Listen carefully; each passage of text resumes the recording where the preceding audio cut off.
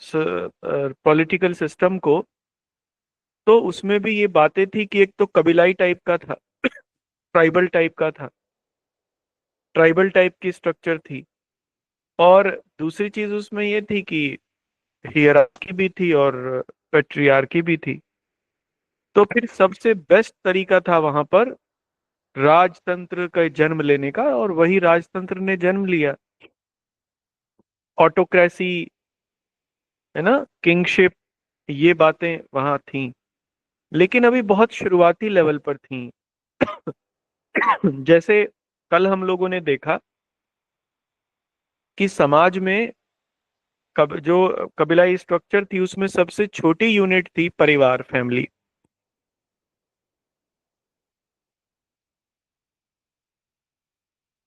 और परिवार का जो मुखिया था वो पिता कहलाया। कई परिवारों से या कुटुंबों से मिलके गांव बना, ग्राम बना। ग्राम का मुखिया ग्रामपति कहलाया। और फिर कई ग्रामों से मिलकर विश्व बना, ये आया है एग्जाम में। कई ग्रामों से मिलकर विश्व बना, उसका मुखिया विश्वपति कहलाया। और कई विषयों ने मिलकर जन्म दिया जन को, और उसका मुखिया राजन कहलाया, जिसे हम लोग राजा भी कह देते हैं। इस तरीके से जनपति, राजन या राजा। तो इस तरीके से एक हियरार्कियल सिस्टम देखने को मिलता है समाज में। वैसा ही एक हियरार्की देखने को मिलती है राजनीतिक व्यवस्था में। ठीक है, कल हम लोगों ने यहां तक कर दिया था। अब अगले पॉइंट से लिखना। देखो, राजन या जन उनके लिए इतना इंपॉर्टेंट था, जन शब्द, कि ऋग्वेद में उसका सबसे ज्यादा बार जिक्र हुआ है। नहीं, सबसे ज्यादा बार हुआ है पिता का, दूसरे नंबर पर है का। 275 बार जन शब्द का वर्णन मिलता है, ये आया है एग्जाम में। तो आप 335 बार जिक्र हुआ है पिता शब्द का, सबसे ज्यादा बार। उसके बाद जन का ही नंबर आता है दूसरे नंबर पे। और तीसरे नंबर पे फिर इंद्र। ठीक है ना, लिखवाऊंगा मैं अभी आपको, ये आगे होगा, लेकिन अब हम लोग आगे चलते हैं। देखो, जन शब्द का तो उल्लेख है, लेकिन जनपद का नहीं है। जनपद शब्द का उल्लेख नहीं है। जनपद माने आज का तो डिस्ट्रिक्ट होता है, लेकिन जनपद का मतलब जिला नहीं होता, डिस्ट्रिक्ट नहीं होता। जनपद का मतलब होता है राजा के अंदर का क्षेत्र, राजा के पैरों के नीचे का क्षेत्र जनपद कहलाता है। जनपद माने अ, जो जन का मुखिया है उसके पैरों के नीचे का क्षेत्र, मतलब सीधी सी बात है कि उसके अंडर का एरिया, जो जहां भी वो शासन करता होगा।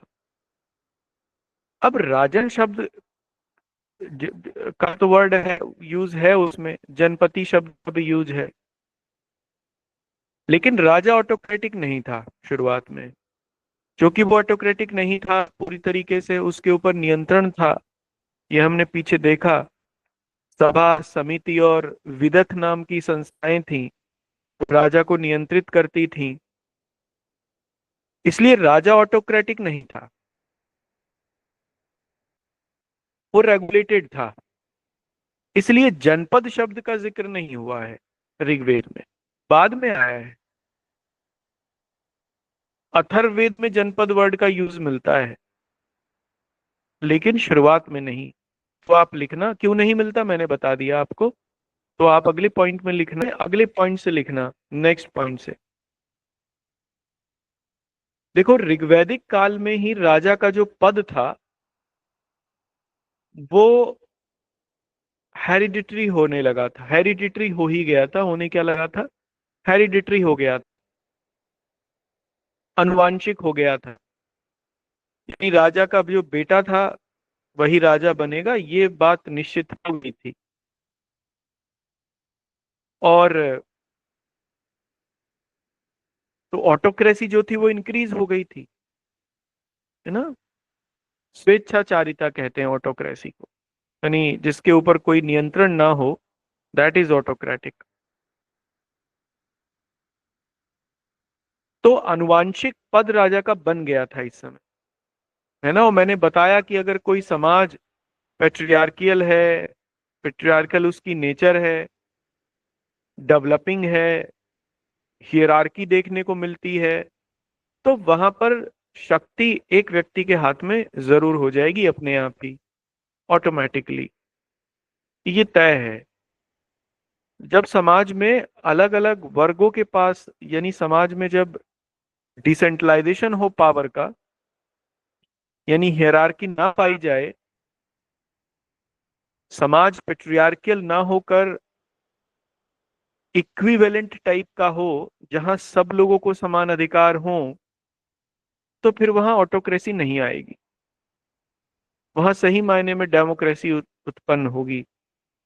ये ध्यान रखना। देखो लोग चलते हैं, इसमें अगला पॉइंट लिखना। क्योंकि देखो डेवलपिंग सोसाइटी थी, तो राजा का पद आनुवांशिक हो ही जाना है। आप उसे इस कॉन्टेक्स्ट में देख सकते हो। भारत में अभी भी डेवलपिंग सोसाइटी है, पेट्रियार्कल टाइप की सोसाइटी है, तो फिर फाइनेंशियल मींस किसके पास होंगे?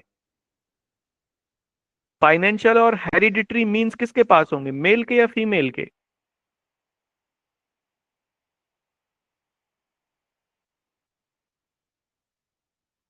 मेल के पास होंगे। तो आप देखने को मिलता है कानून भी मेल के साथ होता है, हेरिडिटरी और इकोनॉमिक मींस में।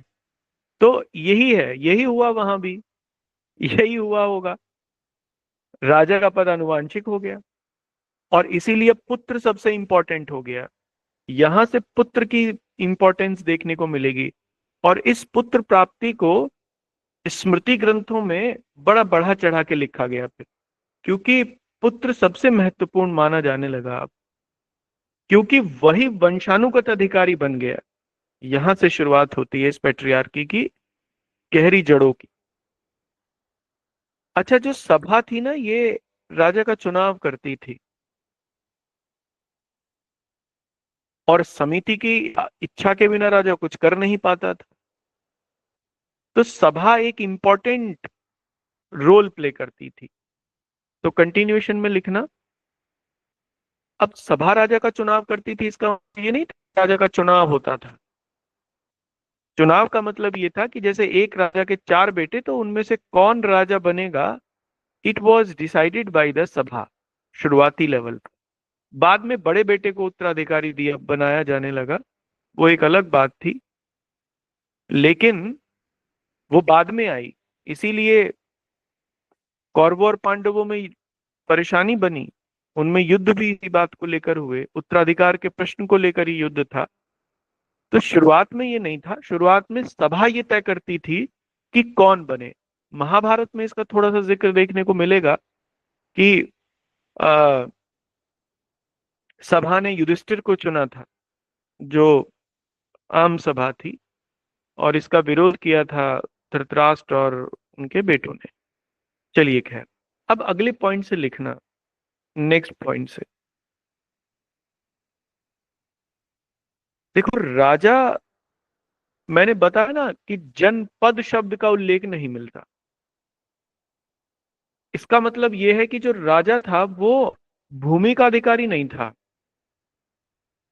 जनपद माने भूमि का अधिकारी, लैंड का अधिकारी। राजा वो नहीं था। राजा केवल युद्ध का अधिकारी था, और उसके लिए वो सेना रखता था। सेना की कुछ इकाइयां भी थी, जिनको शर्द, वार्त, गण, गण गण का तो आपने सुना होगा, शिव जी के गण, शिव गण, है ना। गण शब्द का मतलब ही सेना से है, सेना की ये इकाई है। राजा की जो सबसे प्रशिक्षित सेना होती थी, उसके अंगरक्षकों की, दैट वाज कॉल्ड गण। तो राजा भूमि का अधिकारी नहीं था, युद्ध का अधिकारी था, और इसके लिए वो सेना रखता था। वॉलंटरीली लोग इसमें हिस्सा लेते थे। अभी तक कोई आर्थिक कर नहीं मिला उसका बना था, क्योंकि कर नहीं लेता था, टैक्स लेने का अधिकारी नहीं था राजा अभी तक। इसलिए वो लोग वॉलंटरीली राजा की सेना में शामिल होते थे अपने कबीले को सुरक्षित रखने के लिए। तो आप अगली पॉइंट, ठीक है ना। अब देखो, इंद्र सबसे बड़े राजा माने गए, इसीलिए इंद्र को पुरंदर कहा गया। पुरंदर, पुर माने किला, पुरंदर माने किला तोड़ने वाला। तो इंद्र इसीलिए सबसे बड़े राजा हैं। राजा अगर किसी देवता के आगे लगता है तो, मतलब देवता से के नाम से पहले लगता है, तो दैट इज इंद्र। राजा इंद्र उनको इसीलिए कहा गया है। और इसीलिए उनका नाम एक पुरंदर भी है, because he is the king of war. आप देखोगे, अगर अगर आप पढ़ो कुछ स्पिरिचुअल, स्पिरिचुअल तो क्या, पुराणिक अगर लिटरेचर आप पढ़ो, हिंदू पुराणिक लिटरेचर, तो उसमें इंद्र को युद्ध करते हुए दिखाएंगे आपको। इंद्र की ज्यादातर कहानियां युद्ध की ही हैं। तो आप इसमें लिखना, नेक्स्ट पॉइंट से लिखना। ये तो बात आई यहां तक। देखो, भरत वंश के राजा थे सुदाश, इसका जिक्र मिलता है 7वें मंडल में, ऋग्वेद के। भरत वंश के राजा सुदाश थे। इनका युद्ध हुआ 10 राजाओं के साथ, इसे 10 राज युद्ध भी कहा गया है। ये पानी के लिए लड़ा गया युद्ध था, रावी नदी के पानी के लिए लड़ा गया युद्ध था, इसीलिए रावी नदी के तट पर ही ये हुआ। इसमें सुदास की विजय हुई। और सुदास के जो पुरोहित थे, राजा सुदास के जो पुरोहित थे, वो विश्वामित्र थे। विश्वामित्र का नाम आपने सुना होगा, रामायण में भी राम के गुरु भी माने गए हैं। ये सबसे इंपॉर्टेंट बात है। सबसे पहले जिक्र मिलता है यहां पर राजा के युद्ध का। अगले पॉइंट से आप लिखना, नेक्स्ट पॉइंट से। अब चाहे तो लिख लेना, चाहे आप याद रखना। देखो, जो हारे, अब सुदास जो थे वो तो भरत वंश के थे। अब जो ये बाकी के 9 राजा हारे, इनको लीड कर रहे थे पुरु, पुरु वंश के राजा। बाद में पुरु और भरत में मैत्री हो गई, दोनों वंशों में मैत्री हो गई। और पुरु और भरत दोनों ने मिलकर कुरु वंश की स्थापना की, जिसकी राजधानी थी हस्तिनापुर। यही थे। अगले पॉइंट से लिखना, नेक्स्ट पॉइंट से। देखो, ऋग्वेद में कुछ बेसिक बेसिक अधिकारियों का जिक्र है। जैसे ऋग्वेद में सेनानी का जिक्र है, जो कि सेनापति होता था। पुरोहित सबसे इंपॉर्टेंट माना गया, जो कि राजा के बाद दूसरे नंबर का अधिकारी होता था, और राजा को सलाह देने का काम करता था, धर्म के मामले में सलाह देने का काम करता था। ग्रामणी का उल्लेख मिलता है, ठीक है ना। ग्रामणी माने गांव का प्रमुख। विशपति का उल्लेख मिलता है, यानी विश का प्रमुख। तो ये कुछ ऐसे अधिकारी थे जिनका जिक्र मिलता है। कुछ और भी अधिकारी थे जो राजा के साथ मिलकर काम करते थे। इनमें सबसे इंपॉर्टेंट था सूत या सारथी। राजा इसकी सलाह ज्यादा मानते थे, सूत या सारथी की। रथ चलाने वाले होते थे ये, ठीक है। घर बनाने वाले भी इंपॉर्टेंट थे, जिन्हें करमार कहा गया। और बाद में ये करमार ही आज आज आपने सुना होगा, कुम्हार एक जाति है, ये कुम्हार अपभ्रंश है। नाम था करमार। और करमार राजा की परिषद का सदस्य होता था, मंत्री परिषद का सदस्य होता था करमार। एक पुरोहित, मतलब इंपॉर्टेंट पद होता था ये, जो कि राजा के कंस्ट्रक्शन के कामों को देखता था, जितने भी कंस्ट्रक्शन के काम है। कुल मिला के 12 रत्नियों का उल्लेख है ऋग्वेद में। 12 रत्नी माने मंत्री, रत्नी माने रत्न, और रत्न माने मंत्री, रत्नी। तो कुल मिला के 12 प्रकार के मंत्री थे जिनका जिक्र ऋग्वेद में मिलता है। तो इसका मतलब ये है कि राजा का पद प्रतिष्ठित हो गया था ऋग्वैदिक काल के खत्म होते होते, और मंत्री परिषद भी अस्तित्व में आ गई थी। इसका मतलब ये हुआ कि राजा की शक्ति में वृद्धि हो रही थी। तो इसमें नोट करके लिखना। देखो, राजसूय यज्ञ होता था एक, मैंने पहले जिक्र किया है, 3-4 टाइप के यज्ञों का जिक्र किया है। अश्वमेध, राजसूय यज्ञ, वाजपेय, है ना, ये 2-3 प्रमुख थे। इनमें राजसूय यज्ञ सबसे पहले होता था।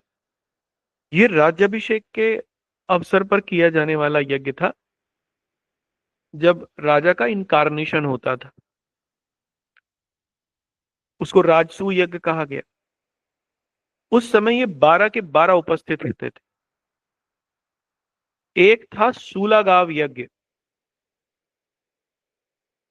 सूलागाव यज्ञ में भी इन 12 के 12 का जिक्र आता है। सूलागाव यज्ञ में बैल की बलि देके और राजा मांस को इन लोगों के घर देने के लिए जाता था, गिफ्ट। दैट वाज सूलागाव यज्ञ। तो इन यज्ञों में जैसे अश्वमेध हुआ, राजसूय हो गया, जो भी हमने अभी नाम लिए, उनमें इन 12 के 12 का जिक्र आता है, 12 रत्नियों का। तो इसका मतलब ये हुआ कि राजा इनके बिना अपनी शक्ति नहीं प्राप्त कर पाता था, राजा की शक्ति इन्हीं से थी। तो आप लिख, अब इसमें अगले पॉइंट से लिखना। देखो, इन 12 रत्नियों के अंदर कुछ और भी लोग थे जो काम करते थे। जैसे एक होता था दुर्गपति, जो दुर्ग की देखभाल करने वाला आदमी होता था। दुर्ग माने किला, तो किलों की देखभाल के लिए होता होता होगा, यानी फोर्टिफिकेशन को वो देखता होगा। एक और जिक्र मिलता है स्पर्श का। स्पर्श, स्पशय भी उसे कहीं कहीं लिखा गया है, स्पशय है, स्पर्श। ये होते थे गुप्तचर, है ना। गुप्तचर को क्या कहते हैं अंग्रेजी में? स्पाई। दूत, इनका भी जिक्र मिलता है। संधि या कोई संदेश पहुंचाने के लिए, ट्रीटी वगैरह के लिए इनको भेजा जाता था। एक जिक्र मिलता है ब्रजपति का। ब्रजपति, ब्रजपति होता था जो चरागाह भूमि का मालिक होता था, जो चरागाह भूमि की देखभाल करता था। अब ये सब का जिक्र लेटर वैदिक पीरियड में आता है। वैसे तो बड़े लेवल पर जो देखने को मिलता है वो लेटर वैदिक पीरियड में मिलता है, अर्ली वैदिक पीरियड में नहीं मिलता। लेटर वैदिक पीरियड तक आते आते एक पूरी पॉलिटिकल स्ट्रक्चर बन गई थी आर्यंस में, एक पूरी इकाई बन गई थी, राजनीतिक इकाई बन गई थी। उससे पहले वो बड़ा ढीला ढाला सा था सिस्टम उनका, लेकिन लेटर वैदिक पीरियड तक आते आते वो बड़ा संगठित हो चला था। तो चलो इसको यहां तक करते हैं।